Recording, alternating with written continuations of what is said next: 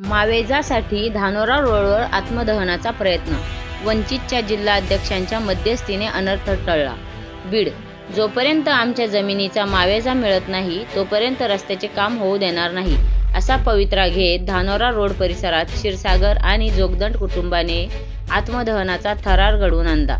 प्रशासनाच्या धोरणाविरोधात संताप व्यक्त करत या कुटुंबांनी अंगावर रॉकेल ओतून घेण्याचा प्रयत्न केला. यावेळी वंचित बहुजन आघाडीचे जिल्हाध्यक्ष अजय सरवदे घटनास्थळी उपस्थित होते.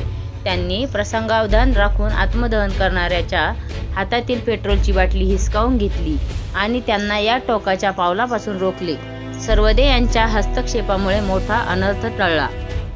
घटनेची गांभीर्य लक्षात घेऊन पोलीस प्रशासनाने तातडीने हस्तक्षेप केला. आंदोलन करणाऱ्या कुटुंबातील सदस्यांना पोलिसांनी ताब्यात घेऊन अटक केली आहे.